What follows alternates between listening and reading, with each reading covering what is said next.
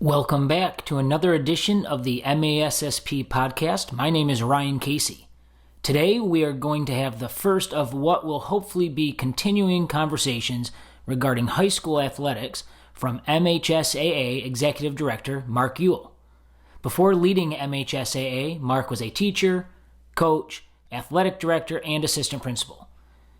Each sports season, MHSAA sends out updates, rule changes, and other announcements, and we just thought it would be helpful for busy administrators to be able to listen and get a better understanding of what is happening in high school and middle school athletics, and more importantly, why it's happening. There's a ton of good information in this episode, and Mark does a great job of breaking down everything for the fall season, so we hope you're able to listen and enjoy. So enjoy your ride to or from school, your run on the treadmill, or however you like to listen, because another MASSP podcast episode starts now.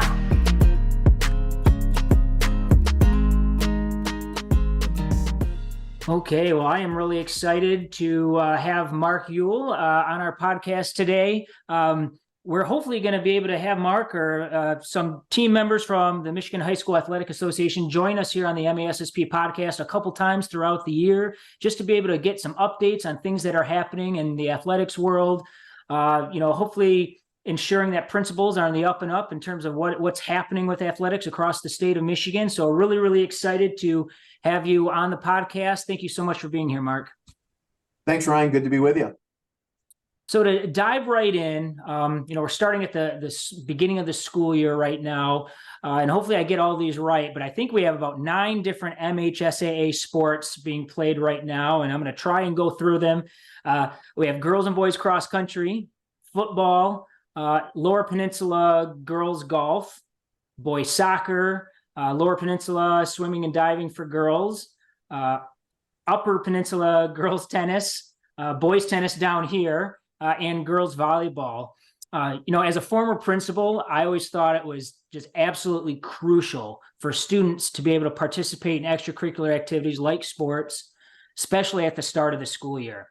And it always seemed to me that if these fall sports programs were finding success early on, the start of the school year just went smoother for staff and students. Would you agree with that, do you think? And if so, why might that be? I agree completely with that. They often say that athletics is the front porch to a school. And I think that the start of fall sports can really be the bloodline for a school, that a successful fall with, really everybody hopes that your late August or early September, whenever you're starting, kind of gets off on the right foot. Your athletic team's having success. Everybody's happier when you're successful. That's why I always encourage, new and young athletic directors, hey, we want to have a parents' night and recognize our fall parents. I always encourage to do that on your first home game and not the last one, because of course, everybody's the earlier season, you've got everybody who still is in a good frame of mind and still has a pretty positive outlook. But absolutely, a successful fall, I think, sets the tone for the entire school year. I still believe that athletics are the best bargain in education. Most schools typically will spend 2 to 3% of their entire school budget on the athletic program. And in many of our schools, athletics impacts anywhere from 50 to 60% of our kids. In some schools, that number is even higher. So the return on investment that districts make through athletics, I think there's just nothing better. And it is amazing, Ryan, how kind of the barometer of the year, especially early on in the fall, really takes its lead with how our fall teams start out. Absolutely. And people must be listening to that advice, because I know my home school district where I live, we did parents' night on game 1 for football. So they are taking that advice. So I want to dive into some sport specific questions now, Mark, and just kind of go through updates. So swimming and diving finals will have changes in the way, I think it's qualifying times are established. Can you tell us a little bit about that and how that might impact finals? So swimming is one of the very few sports where everybody just goes right to the finals. There are no districts, there are no regionals except in diving. But typically, if I want to reach the swim finals, I have to achieve what's called a cut time. I need to run based on my division. I need to swim a certain time in a certain event. And if I hit my cut time, I get to participate at the finals. We bring together a committee of swim coaches who I think in their other lives have to be math professors, because you want to talk about a group of people who are good with numbers and know from year to year.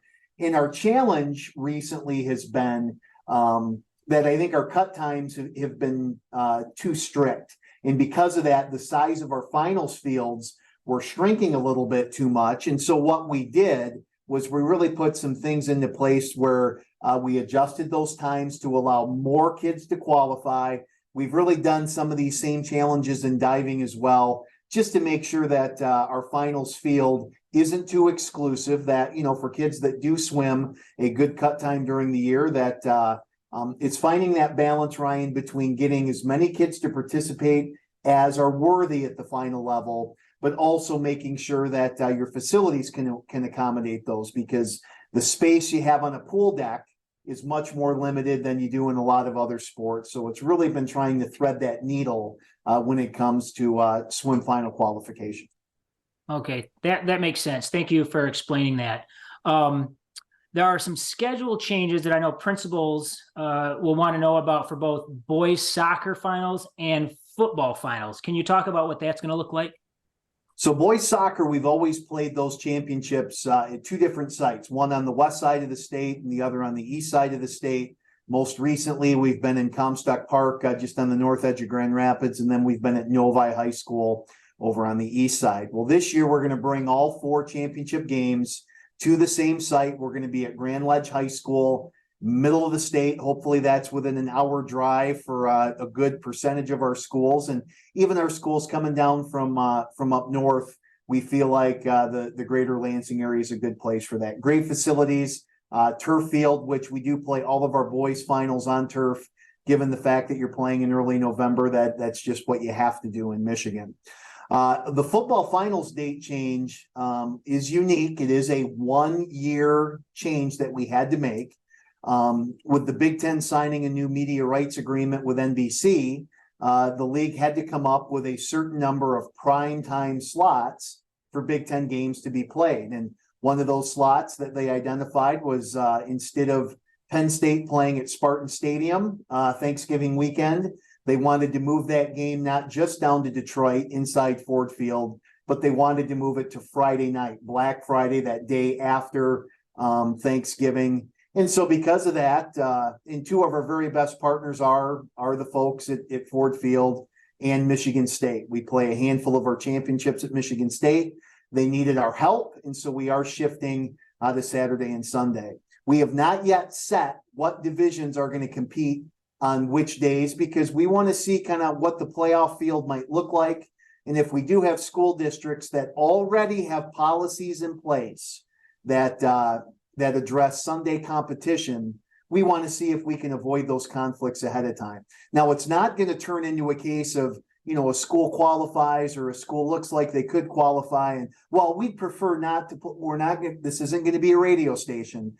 There's not going to be a request line, but for schools that have existing policy, we'll take a look at that. To conclude the answer, this is a 1-year thing, because when the college football playoff expands, the college football season is actually going to move earlier by a week.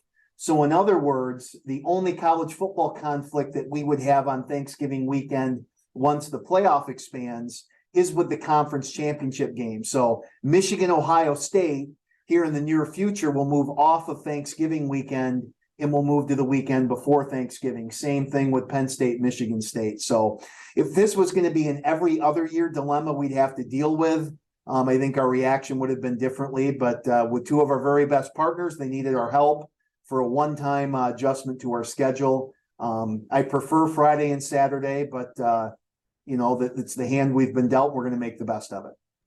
Absolutely. And I think just being able to communicate and share the rationale as you just shared with us now, I mean, it makes sense. And like you mentioned, it's just a 1-year kind of change to what maybe they're used to. But as long as everybody knows what the plan is, it should be fine. Get through this year, then maybe it'll return to the way it was for people who preferred that. Who knows? Maybe some people will like the new. You never know. And the thing is, Ryan, we do meet with our 16 final teams the previous Sunday. So the semifinals are on Saturday, and then we invite all 16 in on Sunday just to go through all of the details. And I can tell you it is the happiest meeting of the year. Oh, I'm because sure. those 16 schools are thrilled to be there. And Yep. yeah, I'm sure there will be a few Sunday challenges, but I think we'll be able to find solutions. Awesome. Well, again, thanks for explaining that, because I know that one had some people asking about that when they saw the change. So again, that all makes sense. Moving on, next up, we know that schools have been petitioning MHSAA to open up the option for more opportunities to schedule matches or scrimmages out of state with opponents. What are the rule changes for this? And then also, can you share kind of the why behind, why were schools asking for this change, and how do you anticipate them using it? So I'll answer this really in two different tracks. We've got to talk about the travel rule, and then we've got to talk about competition. Our travel rule has not changed. So for a MHSAA member school, you no longer have to count miles, because in some cases you would have to keep track of miles. But now with the travel rule, you can go wherever you want, regardless of miles, into any border state area. And so obviously the obvious ones are the ones that actually touch Michigan, which are Ohio, Indiana, and Wisconsin. We also include Ontario in the border states. And then over the last decade or so, we've added also Illinois, because it's hard for a Southern Michigan school to get to Wisconsin. It's impossible without going through Illinois. So it just seemed reasonable that Illinois should be a border state. And then we've also included very recently Minnesota, because for a lot of our western end UP schools across that northern edge of Wisconsin, you can get into Minnesota in less than a couple of hours. So our schools can play anywhere in a border state area. Now, what has changed is the competition rule. So as long as our schools stay in Michigan or stay within a border state area, when you're at events, either here in Michigan or in those areas, you can now play whomever is there. The way that the old rule worked is you could go into a border state area or host something in Michigan, and you could only play other border states. Well, with the change is we still believe that we're keeping the right scope and perspective by not having our teams get on planes and traveling all over the galaxy from coast to coast. So we're still, I think, using resources responsibly, keeping the right perspective in terms of we're not turning into colleges where our leagues are now coast to coast. But yet, if you're going to stay within our bordering areas, whatever schools do make the decision to travel there, you can go ahead and play them. So you go to that holiday invitational in Chicago, and there's teams now from California or Texas there. Our Michigan schools can compete against them, because what I did when I moved into this role is the first thing I did was, okay, what do the other Big Ten states allow in terms of competition? Because I wanted to make sure that our kids were on equal footing of at least what's being allowed in the other Big Ten states. And all of us and again, of course, when I said this, the Big Ten was mostly upper Midwest. It did include California, Oregon, and Washington. I guess that'll be our next conversation, Ryan. We can get into that. But a lot of the Midwest states have a similar philosophy in terms of travel and who you play. And that just seemed to be something that really, I think, balanced responsible use of school resources, keeping the right perspective that kids are students first, athletes second, and we don't want to be flying our teams all over the country. But yet, if you're going to stay in a border area, you should be able to play whoever is there. And I think we found a pretty good balance. So let's talk about volleyball now. I know there are some new changes with requirements for teams to stay on the bench, and maybe even where coaches have to be placed. Can you talk about that next, Mark? Volleyball is one of the fastest growing sports in our state. Really? The growth of volleyball over the past 10 years has really been incredible from a playing rule standpoint, where everything now is rally scoring. And, we're seeing more and more volleyball on the Big Ten network. Yep. I mean, Nebraska here a week ago somehow got 92,000 people. So girls and women's volleyball in the fall is something that is as healthy of a spot as it ever has. And so the playing rules have just changed a little bit. that I think coaches were wandering too far on the sidelines. When you watch volleyball, at least on TV, you'll see that players never sit on the bench.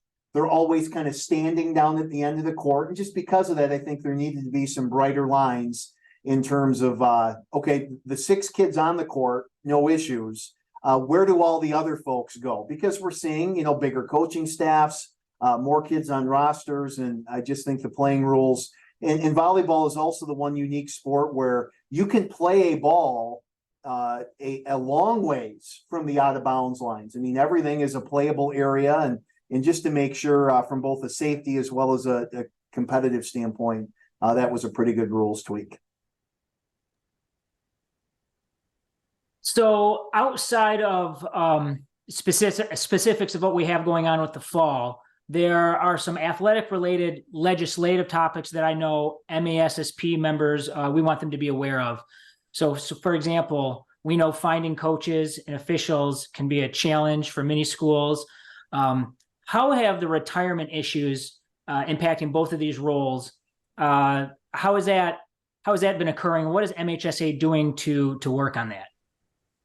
I'm nearing my 30th year in education, Ryan, and for my first 25, whenever you would ask a school person, what's your biggest challenge? Almost 100% of the time, the first thing out of that person's mouth was money.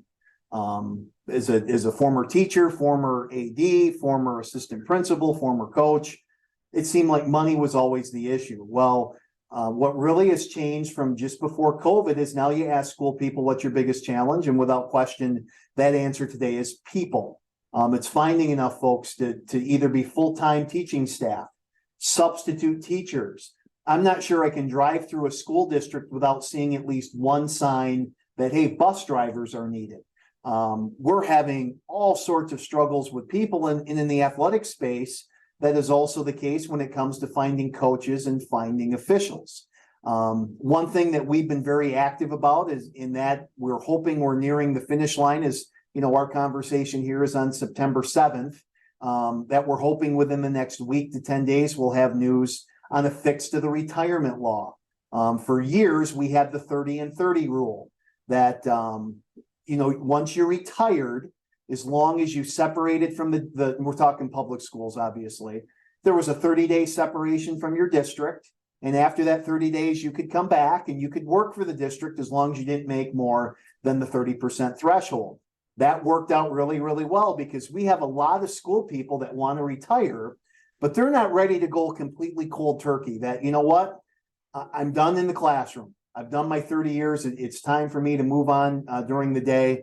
But you know what? I've been the cross-country coach for the last 25 years, and I want to still coach a year or two to stay connected with these kids. Well, when the retirement law changed last summer, that 30-day separation period got replaced by 9 months. And that became a huge issue because that became effective immediately. And a lot of folks that had planned for things, and to do that in a time where people is our biggest challenge, the timing was just terrible. So we're hoping it's been passed by the House. We're hoping that next week it will be passed by the Senate, is a fix to that retirement bill that would allow someone who is recently retired that you could return to work in your district.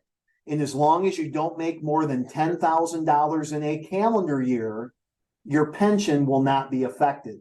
So I could have retired from the classroom last June. Again, this is assuming if the law passes as it currently stands. What I could then do, starting the school year here in August and September, is I could still work for my district through August through December. And as long as my compensation during that period is under $10,000, I'm able to be compensated for coaching, for example, or officiating or substitute teaching 1 day a week. And by that same time, I can still collect my pension, which will not be affected. And then once the calendar turns over to January, that $10,000 limit starts over to where now, again, during that 9-month period, instead of me having to completely separate and make nothing, I can come back and I can make under $10,000 in each of those 2 calendar years, which we're hoping is going to open up a new pool of folks. They're not a new pool, but a pool of folks that want to come back and work part-time in the district. And I think this will really be a big change for our coaches. So fingers crossed that will complete the hurdles in the Senate as well as get to the governor's office. And we're hoping by the end of September that will be across the goal line. Well, we appreciate the work that you guys have done to try and get that to get passed. Moving on to a kind of a hot button topic here. LGBTQ plus concerns around student athletes and fairness is something that is continuing to garner national attention. What is MHSAA's current position on the participation of like trans athletes, for example? And do you see any changes coming to that in the future? So we've had a policy that has been on our books for just over a decade. And the way, and I'm actually, all of your administrators who right now are listening to this and you have the MHSAA handbook, is you go to the very back of our book and on page, and I want to give you the page number, it's on page 123 of this year's MHSAA handbook. And it's a single page and it talks about eligibility of transgender student athletes. So if you have a student, and so we'll deal with this, our policy deals with situations in two ways. That if you have at birth a biological female who is transitioning, our rules have always allowed girls to participate on boys' sports. So the MHSAA does not have to get involved when it is the biological female student who wishes to participate on a boys' team. That's always been allowed by rule. The ones that we do have to give special attention to are the biological male student, male at birth, who now is a transgender female student. These are kids that, first of all, the school district needs to give us that student's information, name, grade, what do your school records indicate, what in terms of sex, what does the student's sports physical indicate. So we want to just get some of that basic information so that we can make an individual determination on each student, because certainly we want to be as inclusive as possible to students, but yet we also have a responsibility from not only a health and safety standpoint, but also a competitive equity standpoint. And there are biological reasons why for years we have had separate teams based on gender. Size of athlete, contact versus non-contact sport, all of those factors. And what we found, Ryan, even though this has become a very hot button issue politically, over the past decade with our policy, the number of students that we've had to make a determination on is less than 10. So with all of the national discussion, we're talking about an incredibly small group of students. And we again, as the handbook on page 123 describes, we try and take each of these on an individual basis. We look at each student's individual situation, what sports do they wish to compete in, trying to balance those factors between being as inclusive as possible, but yet also protecting safety and competitive equity. And, there's always whispers, well, do we need a new federal law or state law? Truth be told, over the past decade, our policy has worked and it's worked well. And that's what we're going to continue to do. I knew that number. And so that was something, anytime it comes up in a conversation, as you mentioned, you hear about it. It's all the talking points on the national cable and political shows. And it's just like, it really hasn't been that much of an issue. I knew in Michigan, at least, yeah, that's all people want to talk about. So it's good that you have a plan in place to deal with it. It seems like the plan's been working. So I just thought it was important to kind of clear that up for those who maybe are concerned or curious about kind of where it stands in Michigan. But so I know you and MASSP's Executive Director, Wendy Zadeb, met recently to talk about some potential joint projects around game management, sportsmanship, and growing ranks of officials. Is there anything you want to say about these potential projects and where it stands at this time? So a great visit, and Ryan, you were also included in that conversation. It was good just to catch up. And, I think something that both of our organizations struggle with is the turnover. The number of principals that change year after year. For us, the number of athletic directors that change. And some ways of brainstorming. How can we better support our people in terms of retaining some of these administrators? What a new program that we've started this year is called the AD Connection. We've actually hired with a modest stipend 8 recently retired athletic directors. We've assigned our 107 new ADs. We've cut them up into 8 groups, and each of our mentor ADs now has a cohort of 13 to 14 new ADs. That's just someone that can be a sounding board, a buffer, a help. And we're going to track these folks in our program, and we're going to see after a year how many do we retain. That some of these folks who are first-time ADs, do we retain them? Maybe not at their school, because it's the nature of administration. A lot of times your first job may be in a little smaller district. And if that first year or two goes well, and now they get a new opportunity in a larger district with more kids, more programs, we want to see if we can keep them. So that was something that we talked about. What are ways we can work together to help retention? And then what is something that we can collaboratively create that will increase the culture around our events? We do a survey every 3 years of our former officials, and we ask, well, why have you stopped officiating? And the first 2 reasons are I've either aged out, so that 70-year-old who was a basketball referee, they want to hang up their whistle. There's nothing we can do that's going to change that. The second reason is they've had a change in their job or family status, again, out of our control.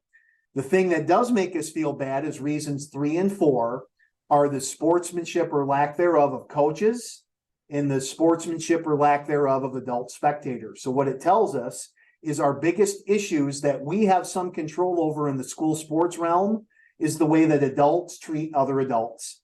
I would challenge anybody to tell me in what other walk of society would we tolerate one adult treating another adult the way that we just tolerate a fan or a coach treating a sports official. We all just kind of shrug and say, well, that's part of the game. We wouldn't put up with that in any other walk of life. So we're going to brainstorm here to see what can we get to principals and ADs about an event management toolkit. What are some things you could do to create that environment, that atmosphere, and that culture where, again, it's going to be intense and these are competitive athletics, but what's the right kind of framework that we can still keep this as an educational setting?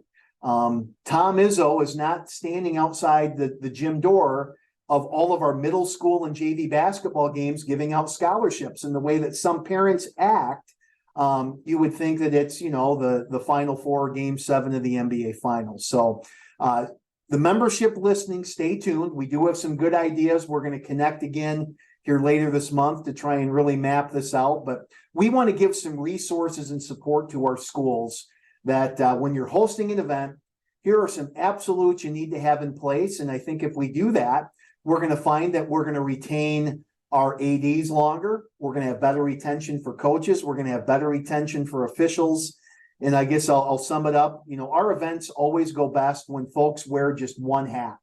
If I go to the game as a parent, I just need to be a parent. I need to cheer for my team.